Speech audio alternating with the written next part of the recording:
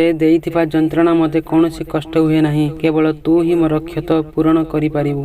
ମଣିଷର ସ୍ଥିତି ଯୁଦ୍ଧ ଦ୍ୱାରା ନୁହେଁ, ତାର ପରିଶ୍ରମ ଦ୍ୱାରା ନିର୍ଣ୍ଣୟ କରାଯାଏ। ତୁମେ ମାପକାଠିରେ ବସିବା ପରେ ତୁମେ ଜାଣିପାରିବ କାହାର ଓଜନ ବେଶୀ। ତୁମକୁ କୌଣସି ଗୋଟିଏ ପାର୍ଶ୍ୱ ବାଛିବାକୁ ତ ପଡ଼ିବ। ଯଦି ତୁମେ ମଝିରେ ରୁହ ତେବେ ଦୁଇ ପାର୍ଶ୍ୱରୁ ଆଘାତ ପାଇବ।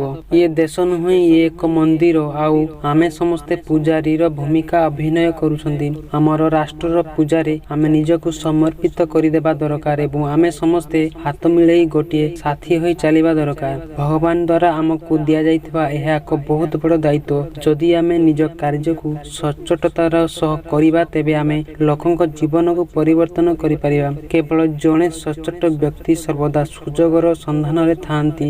ଯିଏ ସଚ୍ଚୋଟ ହୁଅନ୍ତି, ଯାହା ହେଉନା କାହିଁକି ସୁଯୋଗ ତାଙ୍କ କବାଟକୁ ଠକ୍ ଠକ୍ କରେ। ଯଦି ସଚ୍ଚୋଟତା ଏକ ଅପରାଧ ତେବେ ମୁଁ ସର୍ବଦା ଦୋଷୀକୁ ଗ୍ରହଣ କରିବି। ଜୀବନରେ କେବେ କାହାକୁ ଠକିକି ଆଗକୁ ଯିବାକୁ ଚେଷ୍ଟା କରନ୍ତୁ ନାହିଁ, କାରଣ ସମୁଦ୍ର ଢେଉ ଯେମିତି ଆଗକୁ ଆସିଥାଏ ସେମିତି ପଛକୁ ବହୁତ ଶୀଘ୍ର ଚାଲି ଯାଇଥାଏ।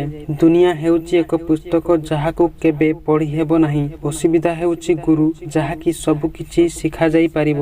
ତୁମକୁ ତୁମ ଜୀବନରେ କେହି ସାଥ ଦେବେ ନାହିଁ, ଯେଉଁଠି ତୁମକୁ ନିଜେ ଲଢ଼ିବାକୁ ହେବ ଏବଂ ନିଜର ଯତ୍ନ ନେବାକୁ ପଡ଼ିବ।